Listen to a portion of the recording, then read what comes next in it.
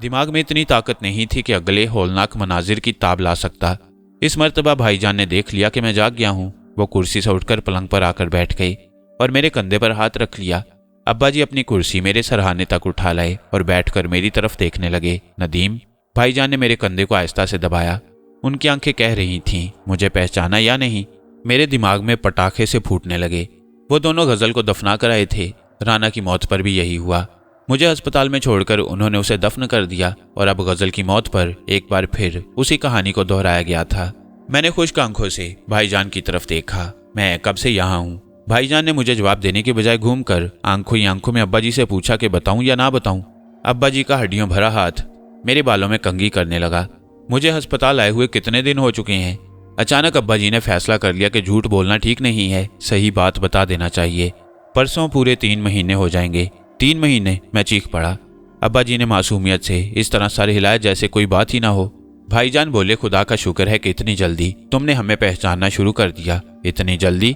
मेरे मुंह से आह निकल गई। अब तक तो उस बदनसीब की हड्डियां भी गल गई होंगी। उन दोनों की समझ में नहीं आया कि मेरा इशारा किसकी तरफ है, उसे कहाँ दफन किया है। मैंने भराई हुई आवाज में पूछा। अचानक भाईजान हंस पड़े और उनके साथ अब्बा जी के होंठों पर भी मुस्कुराहट फैल गई। भाईजान ने कहा, गजल के बारे में पूछ रहे हो? मैंने इस बात में सर हिला दिया। भाईजान मुसलसल हंस रहे थे। गजल को ऑब्जर्वेशन के लिए महफूज कर लिया गया है। ऑब्जर्वेशन का मतलब समझते हो? दिल चाहा कि उनका मुंह नोच लूं। मेरी जान पर बनी हुई थी और उन्हें उस वक्त भी मजाक की सूझी थी।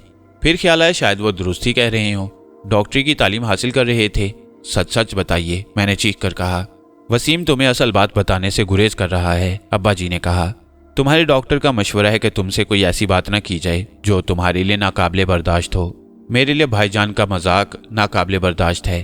भाईजान बोले, मैं मजाक नहीं कर रहा, तुम्हें एक बहुत बड़ी खबर सुनने के लिए तैयार कर रहा हूँ। क्या कोई ऐसी खबर हो सकती है जो गजल की मौत की खबर से भी बड़ी हो? मैंने कहा। अगर कुछ याद है तुमने गजल को आखिरी बार कब देखा था? कार में, मैंने कहा। वो खून में नहाई हुई दम तोड़ रही थी।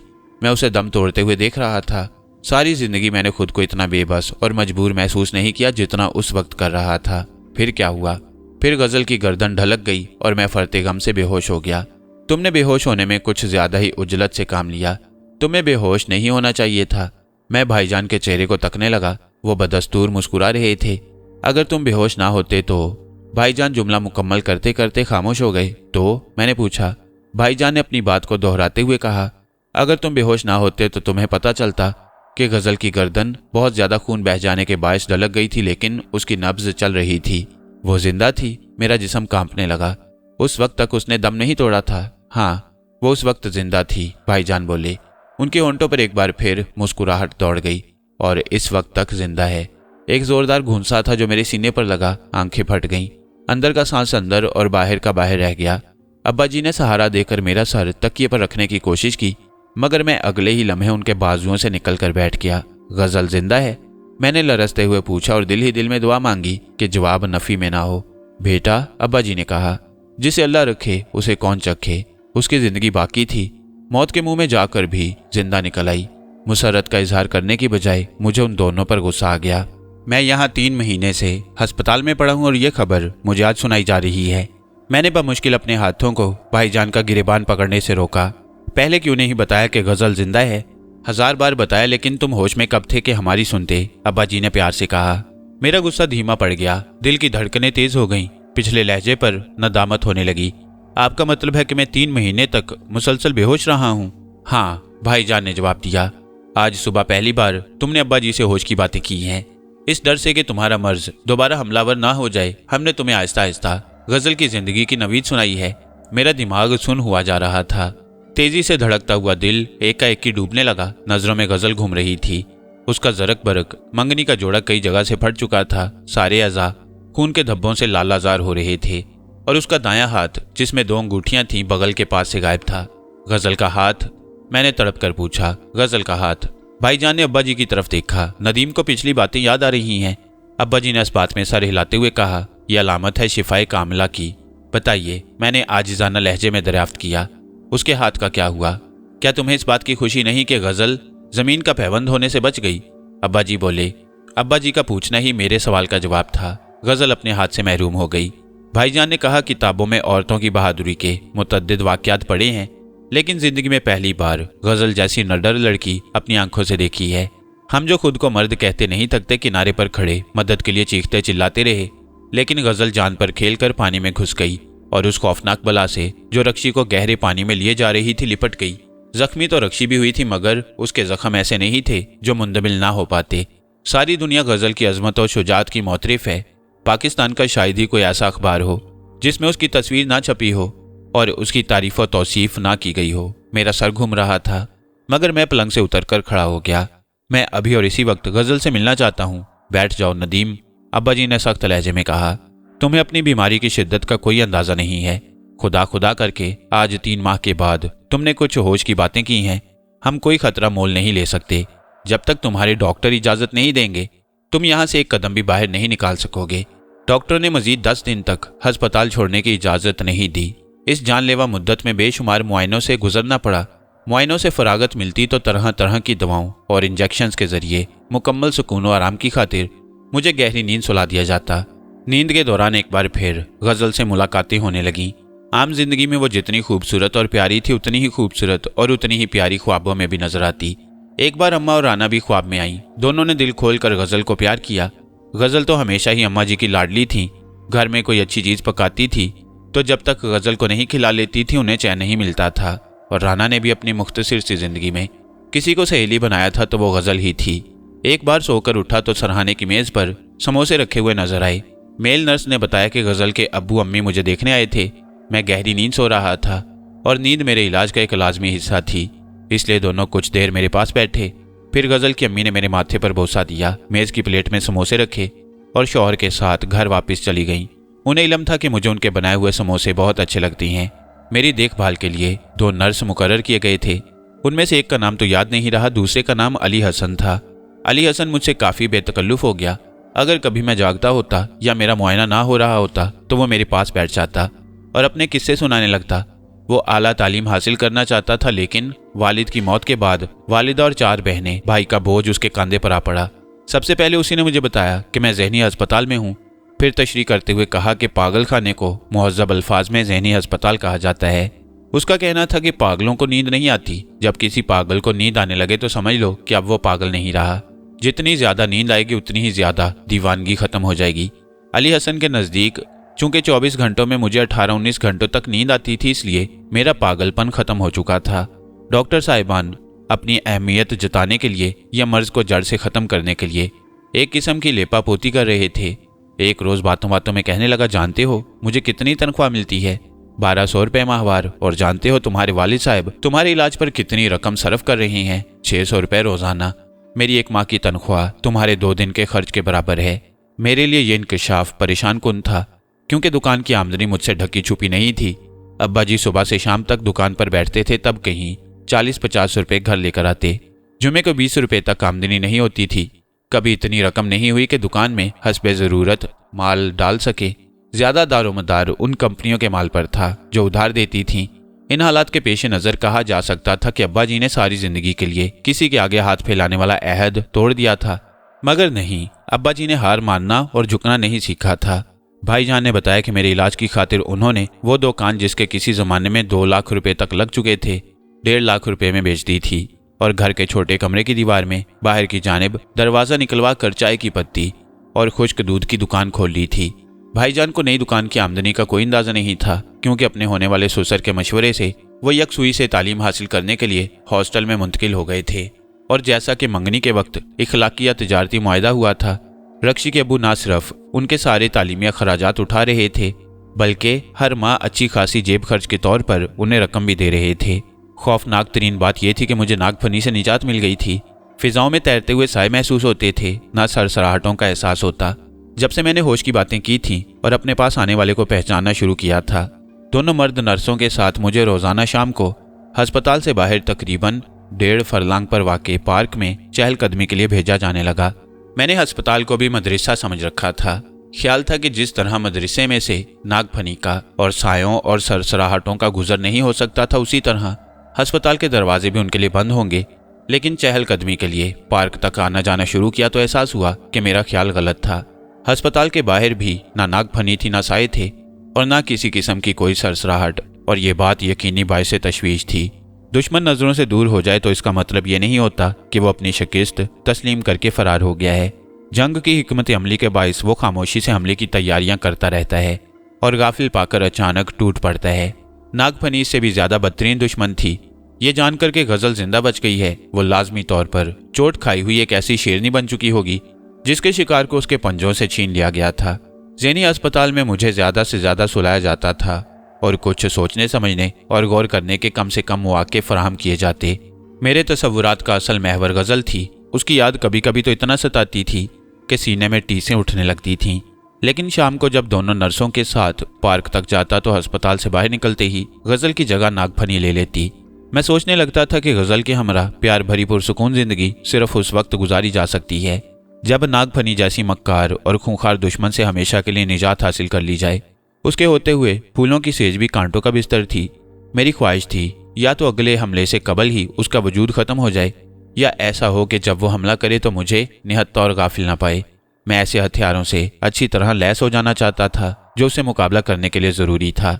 मुझे मालूम था कि वो हथियार दरिया सिंध के दरमियान छोटे से जजीरे पर साधु बेला नामी मंदिर में उस साधु से हासिल किए जा सकेंगे जिसका दावा था कि पूरे संसार में उसके अलावा कोई ऐसा शख्स नहीं है जो मुझे मेरी खुशियों के दुश्मन से निजात दिला सके। मैं पहली मुलाकात में उसकी रूहानी कुव्वत का कायल हो चुका था।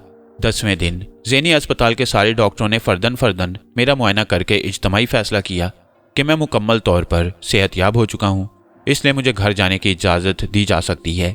उन्होंने अब्बा जी को यह मशवरा भी दिया कि कमोबेश 1 साल तक नदीम को बहुत ज़्यादा मसरूफ़ रखा जाए।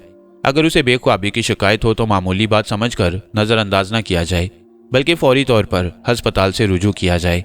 11वें रोज़ अब्बा जी की बजाय भाईजान और रक्षी अस्पताल आए। डॉक्टरों से मिलने के बाद उन्होंने मेरे पास आकर खुशखबरी सुनाई कि घर चलने की इजाज़त मिल गई है। अब्बा जी की जुबानी 1 रोज़ कबल ही मालूम हो गया था कि इजाज़त मिल जाएगी, इसलिए वो दोनों मेरे लिए रेडीमेड पैंट और बुशर्ट लेकर आए थे। खुशखबरी सुनाकर भाईजान अस्पताल के बाहर फुटपाथ पर बैठने वाले एक हजाम को बुला लाए जिसने मेरे बाल तराशे और शेव बनाया। अस्पताल के उस बाथरूम में जो डॉक्टरों के लिए मखसूस था गुसल करके मैंने नए कपड़े पहने और अरसा दराज बाद आईने में अपना मुंह देखा। आईने में जो मुस्कुराता हुआ चेहरा नजर आया वो उस चेहरे से बिल्कुल मुख्तलिफ था जिससे मैं वाकिफ था। आखिरी बार मैंने जिस चेहरे को अपनी और गजल की मंगनी वाले दिन देखा था उसकी थोड़ी और नाक के नीचे का सारा हिस्सा सख्त और स्याह रुएं से पुर था। शेव के बाद ऐसा साफ सुथरा निखरा हुआ चेहरा निकल आया कि आईने की बजाय फोटो देखता तो शायद यही कहता कि शक्ल तो जानी पहचानी मालूम हो रही है, लेकिन याद नहीं आ रहा कि इस पुरकशिश नौजवान को कब और कहाँ देखा था। अब्बा जी ने गजल के घर वालों के अलावा किसी दूसरे पड़ोसी को मेरी आमद से मुतला नहीं किया, इसलिए जब मैं घर पहुंचा तो मेरा इस्तकबाल सिर्फ 3 अफराद ने किया, एक अब्बा जी और दूसरे 2 गजल के अब्बू और अम्मी। गजल के अब्बू ने दाढ़ी रख ली थी, टखनों से ऊंची शलवार पहने हुए थे, हाथ में तस्बीह थी जिसके दाने सिर्फ गुफ्तगू के दौरान गिरना बंद हुए। गजल से उन्हें बेपनाह मोहब्बत थी। हादसे के बाद मुसल्ला लेकर उस अस्पताल के बरामदे में जहां गजल जेरे इलाज थी जा पड़े थे और रात दिन गजल के लिए दुआएं मांगा करते थे। अपने ऊपर खाना पीना हराम कर लिया था। 3 रोज बाद गजल गुफ्तगू करने के काबिल हुई और डॉक्टर ने कस्में खा खाकर यकीन दिलाया कि गजल जिंदा रहेगी, तब कहीं खाना पीना शुरू किया। लेकिन बरामदे से मुसल्ला 1 माह बाद उस वक्त उठाया जब गजल शिफायाब होकर अपने कमरे से निकली और उनसे घर चलने के लिए कहा। इस अरसे में उन्होंने एक दिन भी दुकान नहीं खोली। घर पहुंचकर गजल ने गुस्ले सेहत किया तो उसकी अम्मी ने उन्हें भी शेव का सामान दिया, लेकिन उन्होंने ये कहकर शेव बनाने से इनकार कर दिया कि मुझे अपने अल्लाह मियाँ से शर्म आती है, और उस दिन के बाद से बाकायदा पारिश हो गए। गजल के अब्बू की ये कहानी गजल की अम्मी ने उन्हीं की मौजूदगी में सुनाई। वो खामोशी से खड़े सुनते रहे और सर हिलाते रहे। कहानी खत्म हुई तो उन्होंने धीमी आवाज में कहा, खुदा ना खास्ता गजल को कुछ हो जाता तो मैं जिंदा न बचता, और सुकून तो मुझे उस वक्त तक नहीं मिलेगा जब तक गजल एक हाथ से महरूम रहेगी। मैं हर कीमत पर उसकी इस कमी को दूर कर दूंगा, चाहे इसके लिए मुझे अपना सब कुछ दांव पर लगाना पड़े और चाहे अपना हाथ ही क्यों ना देना पड़े। वो अपनी दुकान पर और भाईजान रक्षी को छोड़ने उसके घर चले गए और अब्बा जी घर में निकाली हुई दुकान पर जा बैठे। तो मैंने गजल की अम्मी से पूछा, उसे मेरी आमद का इल्म है? नहीं, उन्होंने जवाब दिया। मेरी और गजल के अब्बू दोनों की राय है कि गजल को जो कुछ भी बताया जाए एक ही बार बताया जाए और पहले तुम्हारा अंदिया मालूम कर लिया जाए। कैसा अंदिया? तुम्हें इल्म है कि गजल अपने दाहिने हाथ से महरूम हो चुकी है। अगरचे गजल के अब्बू अभी तक पूरी उम्मीद हैं कि मसनूई हाथ लग सकेगा, मगर मैंने कराची का छोटा बड़ा कोई डॉक्टर ऐसा नहीं छोड़ा जिससे मशवरा ना किया हो। सबका यही कहना है कि गजल का हाथ जिस जगह से कटा है वहां मसनूई हाथ तो दरकिनार कोई ऐसी रॉड भी नहीं डाली जा सकती जो बाएं हाथ की मुआवनत कर सके। गजल के अब्बू जो चाहें कहें, हकीकत यह है कि गजल सारी जिंदगी अपने हाथ से महरूम रहेगी। हाँ, मुझे रक्षी और भाईजान के जरिए मालूम हो चुका था कि गजल हमेशा के लिए हाथ से महरूम हो गई है, लेकिन गजल के अब्बू की तरह मैं भी इस खुशफहमी में था कि साइंस की बरकत के बाइस वो हमेशा हाथ के बगैर नहीं रह सकेगी। मैंने एक ऐसे शख्स को देखा था जिसकी टांग लकड़ी की थी और बहुत ही मामूली तौर पर लंगड़ा कर चलता था। उसे देखकर किसी को ख्याल भी नहीं आता था कि उसकी टांग मसनूई है, मगर गजल की अम्मी कह रही थीं, और साफ जाहिर था कि झूठ नहीं कह रही थीं, कि गजल को बाकी जिंदगी हाथ के बगैर गुजारना पड़ेगा। मैं जितना गजल को चाहती हूँ उतना ही ज्यादा तुम्हें भी चाहती हूँ, उन्होंने बात जारी रखते हुए कहा। उसकी जिंदगी जहन्नुम बन जाएगी, उसे अपनाओगे तो खुद को भी जहन्नुम रसीद कर लोगे। मेरी ख्वाहिश है कि इस सिलसिले में जो फैसला भी करो खूब सोच समझ कर करो। 2-4 दिन की बात नहीं है कि जैसे तैसे गुजारा कर लो, सारी जिंदगी का सौदा है। लड़कियों की कमी नहीं है कि तुम एक लाचार लड़की के साथ रिश्ता करने पर मजबूर हो जाओ। तुम्हारे इस वक्त का इनकार उस इकरार से कहीं ज्यादा बेहतर होगा जिसके बायस तुम दोनों को हमेशा रोना पड़े। अगर मैं इनकार कर दूं तो गजल को दुख नहीं होगा, यकीनन होगा, लेकिन वो बहादुर लड़की है, खंदा पेशानी से इस दुख को बर्दाश्त कर लेगी। लेकिन मैं इतना बहादुर नहीं हूं कि उससे दस्तबरदार होने का दुख बर्दाश्त कर सकूं। मैंने कहा, आप चाहती हैं कि मैं गजल को छोड़कर एक बार फिर पागल हो जाऊं? खुदा ना करे। अम्मी, मैंने कहा, शायद आपको याद नहीं रहा, मेरी मंगनी गजल से हुई है, उसके हाथ से नहीं। उनकी आंखों में आंसू तैरने लगे। जिस वक्त तुम्हारी मंगनी की रस्म अदा की गई उस वक्त तक गजल हाथ से महरूम नहीं हुई थी। पहले से महरूम होती तो ना तुम्हारे अब्बा जी और भाईजान उसे तुम्हारे लिए पसंद करते, ना तुम उससे मंगनी करते। मंगनी से पहले मुझ पर वो जुनूनी कैफियत तारी होती जिसकी वजह से मुझे अस्पताल में 3 माह से ज्यादा का अरसा गुजारना पड़ा। तो क्या आप और खान साहब गजल की मंगनी मेरे साथ कर देते? मैंने कहा, यूं होता तो यूं होता और यूं ना होता तो यूं होता, में क्या रखा है, जो होना था सो हो चुका। जहां तक गजल का ताल्लुक है वो जैसी भी है मुझे दिलो जान से ज्यादा अजीज है, बल्कि एक तरह से देखा जाए तो मेरे दिल में उसकी कई गुना कदर बढ़ गई है। दुनिया में ऐसे लोग कम ही हैं जो दूसरों को बचाने के लिए अपनी जान पर खेल जाएं। सवाल सिर्फ ये है कि आया गजल एक ऐसे शख्स को जो हादसे की ताब ना लाकर ज़हनी तवाज़ुन खो बैठा हो अब भी पसंद करती है या नहीं? वो जुबान से तो कुछ नहीं कहती, लेकिन मैं उसकी माँ हूँ। उसके दिल की कैफियत मुझसे ज्यादा कौन समझ सकता है? सच तो ये है कि जी ही जी में रात दिन वो तुम्हारे ही नाम का वजीफा पढ़ती रहती है। वही एक दूसरे को अपनी तमाम तर खामियों और कमजोरियों के बावजूद पसंद करते हैं। तो इस फैसले पर जो आप लोग मंगनी की सूरत में कर चुके हैं, नजरसानी की कोई गुंजाइश नहीं। मैंने पुरज़म लहजे में कहा, मैं गजल से मिलना चाहता हूँ अम्मी। पहले तो उन्होंने इनकार किया, खानदानी रवायात का हवाला दिया, पास पड़ोस वालों की चहमगोइयों से डराया, मगर मेरी जिद के आगे उनकी एक ना चली। बहुत जल्दी मुझे गजल से मिलवाने पर तैयार हो गईं। शायद वो भी यही चाहती थी कि आखिरी फैसला करने से पहले एक नजर दस्त बुरीदा गजल को देख लूं। मैं अभी जाकर उसे तुम्हारी आमद से मुतला करती हूँ, उन्होंने उठते हुए कहा। नहीं अम्मी, मैंने कहा, उसे इतला देने की जरूरत नहीं। मैं देखना चाहता हूँ कि मुझे अचानक अपनी नजरों के सामने पाकर उसका रद्द-ए-अमल क्या होगा। वो मुझे घर में ले गईं। गजल के कमरे के बाहर से उन्होंने आवाज दी, सिस्टर जरा बाहर तो आना। गजल के कमरे से बाहर निकली, जिसे देखते ही बेख्तियार मेरे मुंह से निकला, तुम यहाँ? अरे तुम तो नदीम हो, नर्स ने हंसते हुए कहा। बोलते नहीं तो मैं तुम्हें पहचान ही ना पाती। अम्मी, मैंने कहा, ये सिस्टर कैथरीन है। राना की मौत के बाद मुझे जिस अस्पताल में रखा गया था ये उसी में मुलाजमत करती थी। फिर इनकी शादी हो गई और ये लाहौर चली गई। कहो सिस्टर, कितने दिनों के लिए कराची आई हो? मुस्तकिल, कैथरीन बोली। मेरी और फिलिप की अलहदगी हो गई है। क्यों? लंबी कहानी है, फिर कभी सुनाऊंगी, उसने जवाब दिया। फिर गजल की अम्मी से मुखातिब हुई, आपने मुझे आवाज दी थी। गजल क्या कर रही है? उन्होंने पूछा। आंखें बंद किए लेटी है। अचानक वो उछल पड़ी। ओहो, तो तुम वही नदीम हो जिसकी बातें करते हुए गजल कभी नहीं थकती। जाओ, गजल की अम्मी ने मुझसे कहा। गुड लक नदीम, कैथरीन ने जेरे लब मुस्कुराहट के साथ कहा। अचानक मेरा दिल जोर जोर से धड़कने लगा। नर्स की मौजूदगी बेमायनी नहीं थी। आहिस्ता से दरवाजा खोला, अंदर गया, दरवाजा बंद किया। सामने मसहरी पर गजल लेटी थी, आंखें बंद थी, सुनहरे बाल तकिए पर बिखरे हुए, चेहरा पहले से कहीं ज्यादा हसीन और जाज़बे नजर हो गया था। आंखें हटाए नहीं हट रही थीं। उसने बेनियाजी से आंखें खोलकर मेरी तरफ देखा। अगले ही लम्हे एक हल्की सी चीख के साथ उछल कर बैठ गई और मेरे चेहरे पर हैरानो परेशान नजरें गाड़ दी। मैं उसके सामने खड़ा रहा और मुस्कुराता रहा और उसके सरापा का जायजा लेता रहा।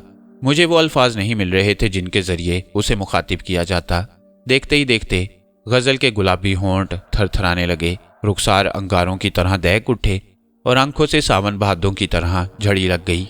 मेरे लिए खड़ा होना नामुमकिन हो गया। एक ही जस्त में उसके पास जा बैठा, उसके सर को सीने से लगा लिया और अपना चेहरा उसके सुनहरे बालों पर रख लिया। कई सेकंड हम दोनों गिरदो पेश से बेखबर इसी तरह बैठे रहे। गजल दिल खोलकर रो चुकी और सिसकियां कदरे मध्यम हुई तो पीठ को आहिस्ता आहिस्ता थपथपाते हुए मेरी नज़र गजल के दाएं आस्तीन पर पड़ी, जो अंदर से खाली थी और झूला झूल रही थी। दिल पर घुंसा सा लगा। मैंने प्यार के साथ अपनी सीने से उसका सर उठाया और उसकी आंसू भरी बड़ी बड़ी आंखों में झांकता हुआ बोला, गजल गजल मेरी गजल, और दोबारा उसे सीने से लगा लिया। अल्फाज का सारा जखीरा जहन से निकल चुका था। याद ही नहीं आ रहा था कि गजल के अलावा कुछ और अल्फाज भी हैं जो जुबान से अदा किए जा सकते हैं। इसी हाल में तकरीबन 1 मिनट और गुजर गया। गुफ्तगू की पहल गजल ने की। उसने सीने से सर उठाकर कंधे पर रख लिया और अपनी उसी शीनी आवाज में, जिसके सामने मौसीकी भी मांद थी, आहिस्ता से बोली, यूं लग रहा है जैसे कोई ख्वाब देख रही हूँ और डर रही हूँ कि कहीं ये ख्वाब टूट ना जाए। हाँ गजल, मैंने कहा, मालूम तो ऐसा ही हो रहा है, गोया ख्वाब है ये सब कुछ, लेकिन तुम भी जानती हो और मैं भी जानता हूँ कि ये ख्वाब नहीं हकीकत है। किस्मत ने कभी जुदा ना होने के लिए हमें एक बार फिर यकजा कर दिया है। वो रोती हुई मेरे बाजुओं से निकल गई। क्या आप मुझे, हाथ कटी हुई लड़की को जो अपने बहुत से कामों के लिए एक नर्स की मोहताज होकर रह गई है, आप भी अपनाना चाहती हैं? मैंने उसके आंसू खुश्क किए। क्योंकि तुम गजल हो और गजल से मुझे मोहब्बत है। उस मोहब्बत में कोई कमी नहीं आई है, बल्कि अकीदत भी शामिल हो गई है। बाजू की कुर्बानी देकर तुमने एक इंसानी जिंदगी बचाई है। तुम तो इस काबिल हो कि तुम्हारी पूजा की जाए। पुजारन तो मैं हूं आपकी। मेरी खातिर आप बहकी बहकी बातें करने लगे थे, किसी को पहचानते ही नहीं थे, बस मुझी को याद करते रहते। उसने बसौरते हुए कहा, अब कैसी तबीयत है? तुम्हारे सामने हूं, देख लो। वो मुझे देखने लगी, मैं उसे देखने लगा। कमरे में दोबारा खामोशी तारी हो गई। जज्बात की इतनी ज्यादा फरावानी थी कि हम मुसलसल एक दूसरे को आंखों में आंखें डाले तक रहे थे, लेकिन किसी तरह भी सैरी नहीं हो रही थी। हमारी जुबानें गुंग सी होकर रह गईं। इसी महवियत के आलम में मैंने लरसते हुए हाथों से उसकी लरसती हुई आस्तीनें हटाकर जख्म देखा। जख्म भर चुका था। उस पर लिपटी हुई पट्टियां उतारी जा चुकी थीं। बगल के नीचे तक गहरे पीले रंग के फाहे लगे थे और जख्म बिल्कुल वैसा ही कलम की तरह तिरछा हुआ था जैसे मैंने राना, पादरी और पुलिस अफसर के जिस्मों पर देखा। गजल के पांवों को छोटा सा प्यार करके मैंने शाने की कमीज पहले की तरह कर दी। आस्तीन हस्बे साबिक झूलने लगी। मेरी खुशकिस्मती थी कि गजल को फौरी तौर पर इमदाद मिल गई, वरना इससे कबल नागफनी ने जितने भी शिकार किए थे उनमें से कोई भी जिंदा नहीं बचा। गजल, मैंने उसके बालों के सुनहरे रेशम से खेलते हुए कहा, मुझे पूरा वाकया बताओ। पिकनिक की इस मनहूस शाम को मेरी गिबत में क्या हुआ था? मैं रेत पर बिछी हुई दरी पर बैठी थी। भाईजान और रक्षी बाजी हाथ में हाथ डाले किनारे पर टहल रहे थे। पानी की लहरें उनके पैरों तक आती थीं, तो रक्षी बाजी जोर से हंसकर भाईजान को पकड़ लेती थी। मुझे नहीं मालूम दूसरे लड़के लड़कियां कहाँ थे, क्योंकि उस वक्त सिर्फ भाईजान और रक्षी बाजी पर मेरी नजरें मरकूज थीं और मैं उन्हें हंसते देखकर खुश हो रही थी। फिर अचानक भाईजान के मुंह से बड़ी भयानक चीख निकली। वो बुरी तरह चीखते हुए दीवानावार खुशकी की तरफ भाग गए। मैं उठकर खड़ी हो गई। उससे आफाम गंजी औरत ने, जिसे स्कूल से घर वापस आते हुए मैंने अंधेरे में देखा था, रक्षी बाजी को बालों से पकड़ रखा था और उन्हें खींचती हुई गहरे पानी में लिए जा रही थी। रक्षी बाजी भी चिल्ला रही थी और रो रही थी और अपने बालों को उस औरत से छुड़ाने की कोशिश कर रही थी। किनारे पर पिकनिक पर जाने वालों लड़कों लड़कियों के अलावा और भी बहुत से लोग खड़े थे और तकरीबन सभी के मुंह से डरी डरी आवाजें निकल रही थी, लेकिन किसी की इतनी हिम्मत नहीं हो रही थी कि पानी में जाकर रक्षी बाजी को उस औरत से छुड़ाने की कोशिश करता। मुझसे वो मंजर नहीं देखा गया। मैं पानी में घुस गई। पहले रक्षी बाजी की टांगे पकड़कर अपनी तरफ खींचने की कोशिश की, लेकिन जब गंजी औरत ने उन्हें नहीं छोड़ा तो टांगे छोड़कर उस औरत से लिपट गई और उसे नाखूनों से नोचने और दांतों से काटने लगी। मेरी कोशिश बराबर हुई। गंजी औरत ने रक्षी बाजी को छोड़ दिया और मेरे बाल पकड़ लिए। इस असना में रक्षी बाजी भागकर किनारे पर जा चुकी थी, लेकिन जैसा कि उन्होंने खुद बताया, वो इतनी जख्मी थी कि ज्यादा दूर जाने की बजाय किनारे पर पहुंचते ही गिर गईं। मैं अपने बाल छुड़ाने के लिए उस औरत से लिपटी हुई थी कि अचानक उसका दूसरा हाथ बुलंद हुआ और पलक झपकते ही एक तेजदार हथियार की शक्ल इख्तियार कर गया। इससे पहले कि मैं खुद को उस हथियार से बचाने की कोशिश करती, वो मेरे बाजू पर पड़ा। जिस समय यख बस्ता लहर सी दौड़ती महसूस हुई, मगर यह एहसास नहीं हुआ कि मेरे हाथ को काटा जा चुका है। उधर उसने मेरे बाल छोड़े और उधर मैंने किनारे की तरफ भागना शुरू कर दिया। किनारे तक जाने से कबल कदम लड़खड़ाने लगे और मैं वहीं पानी में गिरकर बेहोश हो गई। होश आया तो मैंने अपने आप को अस्पताल में अपने आप को इस हाल में पाया कि बगल के पास से मेरा हाथ गायब हो चुका था। हादसे की तफ्तीश तो जरूर की गई होगी, मैंने पूछा, और तुम्हारे बयानात भी लिए गए होंगे। बस वाजबी सी कार्रवाई हुई थी। जो किस्सा मैंने आपको सुनाया वही उन्हें भी सुना दिया। गंजी औरत के नाम पर सब हंस पड़े थे। उनका ख्याल था कि कोई मगरमच्छ राह भटक कर उधर आ गया था और शाम की तारीकी में मुझे और रक्षी बाजी को ऐसा मालूम हुआ था जैसे वो कोई सियाफाम गंजी औरत हो। सुना है उन्होंने समुद्र में कई मील तक उस मगरमच्छ को तलाश भी किया। मगरमच्छ किसी को बालों से पकड़कर तो अपनी तरफ नहीं खींचता, ना किसी के बाजू को इस तरह कता करता है। ये बात तो उन्हें सोचना चाहिए थी जो तफ्तीश के लिए आए थे। गजल एक बार फिर बसोरने लगी। हाथ के बगैर भी भला कोई जिंदगी है। कभी कभी ख्याल आता है कि मैंने उस गंजी का क्या बिगाड़ा था, उसने मुझे हाथ से क्यों महरूम किया। मैंने उसका ऐसा कौन सा जुर्म किया था जिसकी पादाश में इतनी बड़ी सजा दी गई। सजा तुम्हें नहीं मुझे दी गई है, मैंने जवाब दिया। जुर्म तुमने नहीं, मैंने तुम्हें अपनी खुशियों का मरकज बनाकर किया है। नागफनी आज से नहीं हमेशा से मेरी खुशियों की दुश्मन है। वो मुझे खुश होते हुए नहीं देख सकती। नागफनी।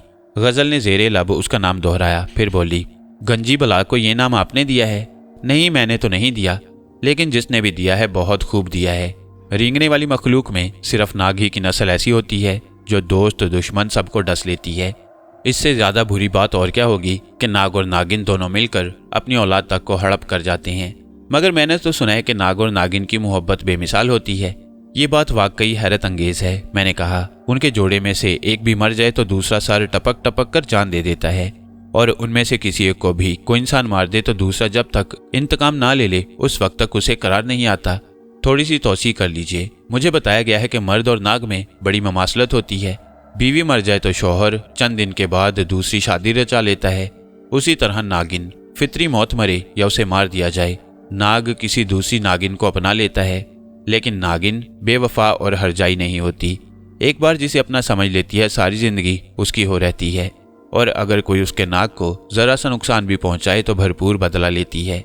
ऐसा ही होगा। मैंने मौजू बदलते हुए पूछा, ये बताओ तुम मुझे अस्पताल देखने क्यों नहीं आई? उसने गहरी सांस ली।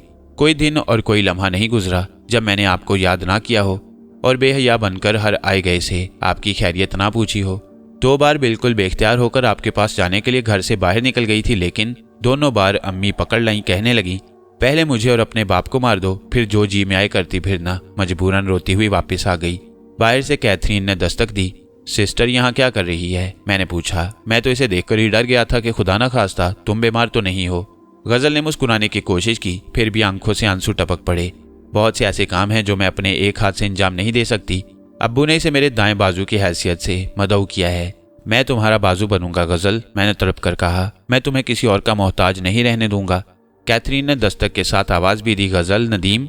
गजल ने कहा, अभी तो बीए करेंगे, फिर एमए करेंगे, फिर मुलाजमत या कारोबार करेंगे, फिर कहीं मेरा बाजू बन सकेंगे, और कौन जाने उस वक्त तक मैं जिंदा भी रहती हूँ या नहीं। कई सालों पर मुहीत इतना तवील कल किसने देखा है? दरवाजा थोड़ा सा खुला, लेकिन कैथरीन अंदर नहीं आई। उसने कहा, मैं आ रही हूँ। गजल बोली, आप मेरा बाजू बने या ना बने, मगर मैं एक पल भी आपके बगैर नहीं रह सकती। और तब वो संभल कर बैठ गई, तकिए से टेक लगा ली। मैंने हाथ बढ़ाकर उसके बिखरे हुए बालों को दुरुस्त किया और दुपट्टा जो ना जाने कब और किस तरह फर्श पर जा गिरा था उठाकर उसके शानों पर डाल दिया। आ जाओ सिस्टर, मैंने बाआवाज कहा। तुम इस तरह पूछ रही हो जैसे तुम्हारा पर्दा हो। कैथरीन मुस्कुराती हुई अंदर आ गई। मुलाकात का वक्त खत्म हुआ। उसने गजल के पास बैठकर मुझसे कहा, जिस वक्त आए थे तुम्हारा चेहरा एकदम मुरझाया हुआ था, लेकिन इस वक्त ताज़ा खिले हुए गुलाबों की तरह शगुफ्ता हो रही हो। शुक्रिया सिस्टर, मैंने जवाब दिया। तुम कह सकती हो कि गजल ने मुझ पर जादू कर दिया है। मेरे ख्याल में तो तुम दोनों ही ने एक दूसरे पर जादू किया है। उसने हंसते हुए गजल की तरफ देखा। आईना लाऊं? आईना किस लिए? गजल ने पूछा। ताकि देख सकूं कि तुम्हारे जमाल की दोशीजगी कितनी निखर आई है। गजल का चेहरा लाल भभोका हो गया। जाओ नदीम, कैथरीन ने मुझसे मुखातिब होकर कहा। अब किस लिए बैठे हो? जाने को दिल नहीं चाह रहा है सिस्टर। मैं गजल की तरफ देखता हुआ खड़ा हो गया। उसकी आंखों में आंसू तैर रहे थे। खुदा हाफिज गजल, देखो अगली मुलाकात कब होती है। उसने हाथ के इशारे और जुम्बिशे लब के साथ मुझे खुदा हाफिज कहा। बाहर निकला तो गजल की अम्मी मेरी मुंतजिर थीं।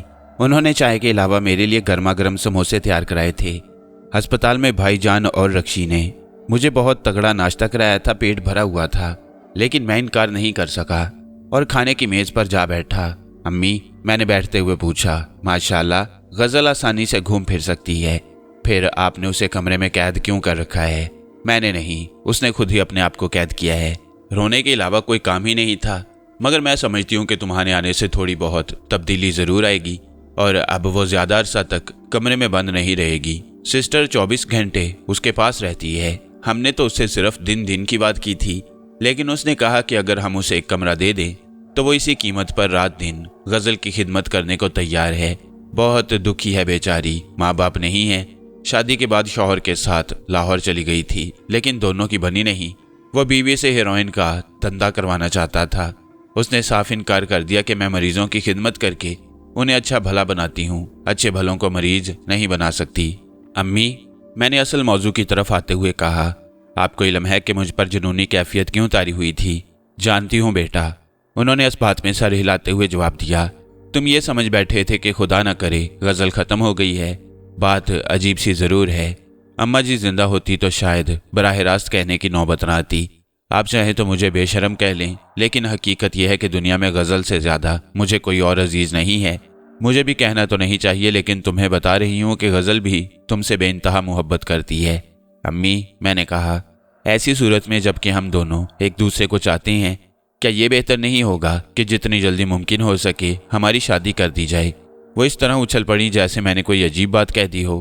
गज़ल तो अभी बहुत छोटी है, उन्होंने संभल कर धीमी आवाज़ में कहा, और तुम भी कौन से बड़े हो, इंटर में पढ़ रहे हो। इंटर कर चुका हूँ, मैंने जल्दी से कहा। उससे क्या होता है, आज के दौर में तो बीए और एमए भी जूतियाँ चटखाते फिर रहे हैं। पहले अपने आप को किसी काबिल बना लो, फिर ऐसी बात करना। शादी ब्याह गुड़ियों का खेल नहीं है। आप गज़ल के अब्बू से तो बात करके देखें, शायद वो मान जाएं। उन्हें मुझसे ज़्यादा कौन जानता है। उनके कानों में भनक भी पड़ गई कि मैं अभी से गज़ल के हाथ पीले कर देना चाहती हूँ तो वो मुझे गोली से उड़ा देंगे। उन्होंने कहा, खुद सोचो बेटा, अभी तुम्हारी हैसियत ही क्या है। बिलफर्ज मुहाल शादी हो जाए तो तुम्हारी तालीम अधूरी रह जाएगी। अपने अखराजात के लिए दूसरों के मोहताज हो। बीवी का खर्च कहाँ से उठाओगे? बच्चे होंगे तो उनके कपड़े लत्ते, दवा दारू और पढ़ाई लिखाई का इंतजाम किस तरह करोगे? मजीद कुछ कहना सुनना बेकार था। गज़ल की अम्मी का टका सा जवाब सुनकर मैंने उन्हें सलाम किया और बुझे हुए दिल के साथ घर की राह ली। उनके अंदेशे बेजा नहीं थे, बिल्कुल दुरुस्त थे। ज़हनी अस्पताल के डॉक्टरों ने अब्बा जी और भाईजान को मशवरा दिया था कि मुझे ज़्यादा से ज़्यादा मसरूफ़ रखा जाए ताकि मैं कम से कम सोच सकूं।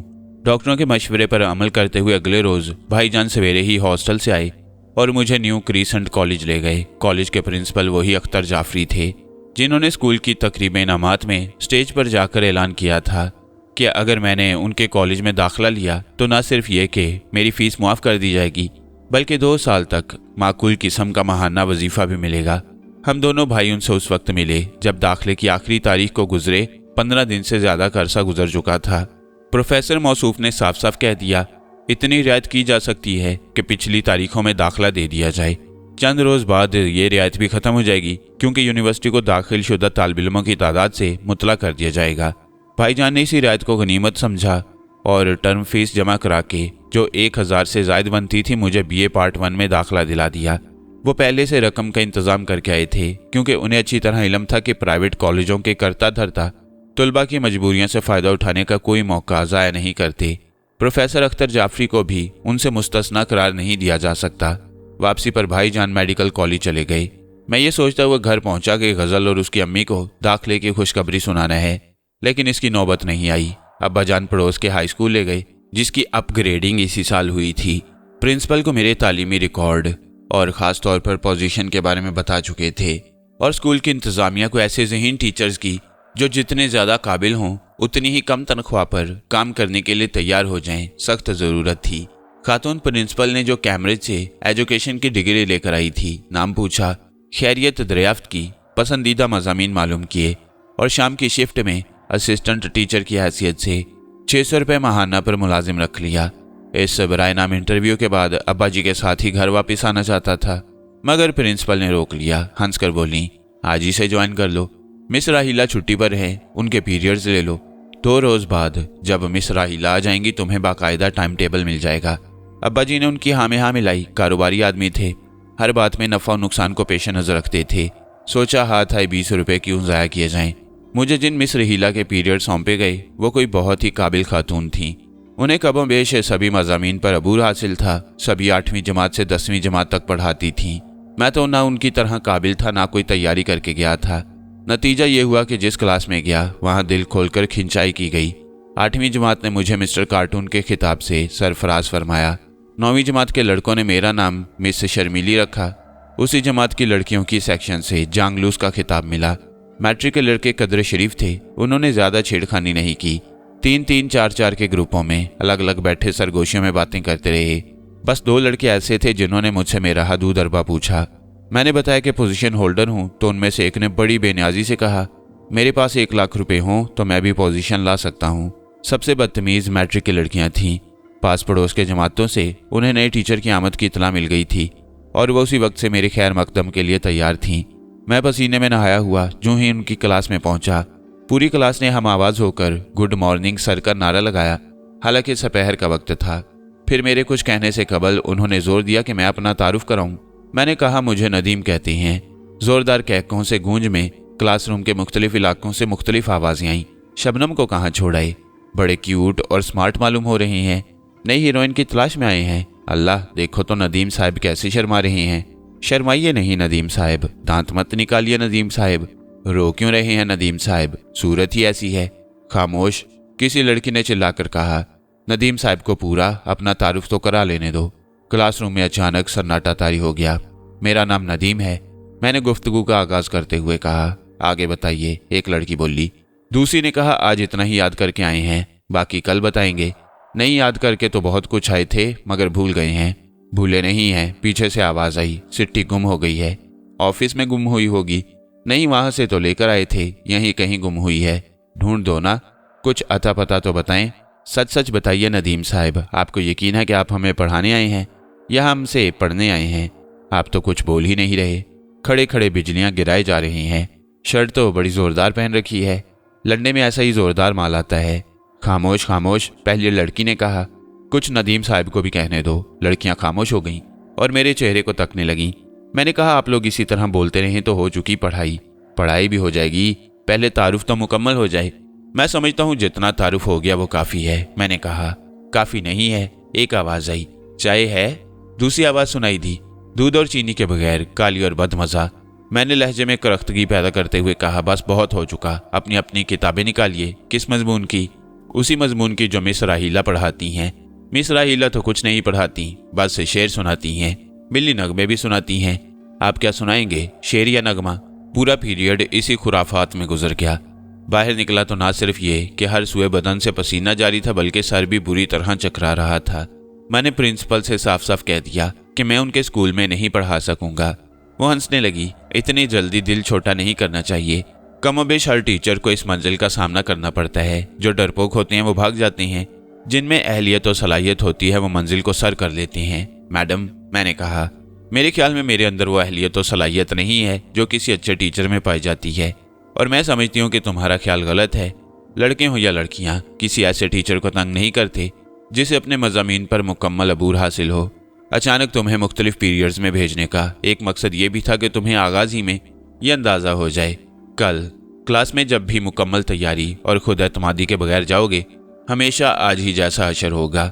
लड़कों लड़कियों की कौम ऐसी ही है, ये किसी को नहीं बख्शती। उनकी आवाज़ धीमी पड़ गई। घर जाकर उन मज़ामीन की तैयारी करो जो तुम्हें कल पढ़ाना है।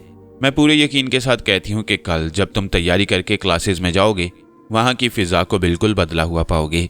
और इस तरह मैं तकरीबन निस्फ शब तक जागता रहा और स्कूल से लाई हुई उन किताबों को पढ़ता और समझता रहा जो मुझे अगले रोज़ पढ़ाना थी। ना वो नागफनी याद आई जो छुपकर हमला करने की तैयारी कर रही थी, ना उस गज़ल का ख्याल आया जो मेरी याद को सीने से लगाए सुलग रही थी। हाँ, मगर कोई ख्याल था तो इस बात का कि स्कूल के लड़के लड़कियों के सामने सुबकी ना हो। दूसरे रोज़ कॉलेज अटेंड किया। वहाँ से वापसी पर जल्दी जल्दी खाना खाया।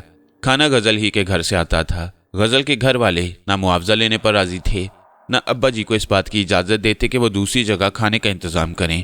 खाना खाकर भागम भाग स्कूल पहुंचा। बिलाशुबा वो मेरी ज़िंदगी का रोशन तरीन दिन था। एतमाद के साथ क्लास में गया, एतमाद के साथ लड़कों लड़कियों को पढ़ाया। वही तुलबा तालिबात जो एक रोज़ कबल शैतान की ज़ुरियत बने हुए थे, ऐसे सीधे बन गए जैसे लिखने पढ़ने के अलावा उन्हें किसी दूसरी चीज़ से कोई सरोकार ही ना हो। पता चला कि जब तक मसरूफ़ रखा जाए उस वक्त तक तुलबा तालिबात की रगे ज़राफ़त नहीं भड़कती, और चंद मिनट की भी गफलत बरती जाए उन्हें आसमान सर पर उठाने से कोई नहीं रोक सकता। पहला जुमा आया। दिन चढ़े सोकर उठा, शेव बनाकर गुस्ल किया। गज़ल के घर से अलग सुबह ही नाश्ता आ जाता था। अब्बाजी कभी नाश्ता करके अपनी खुश्क दूध और चाय की पत्ती की उस दुकान पर जा बैठे जो गली में निकाली गई थी। मैंने चाय गर्म की और नाश्ता करने बैठ गया। उस वक्त तक मैंने छुट्टी का दिन गुजारने का कहाँ और किस तरह गुजारूंगा कोई फैसला नहीं किया था। नाश्ता कर रहा था कि दीवार की दूसरी जानिब से शी शी की आवाज सुनाई दी। शुबह सा हुआ कि शायद गजल आवाज दे रही है। आवाजें वक्फे वक्फे से आ रही थीं, इसलिए मैंने आखिरी निवाला मुंह में रखा और चाय की प्याली हाथ में लेकर बावर्ची खाने से बाहर आ गया।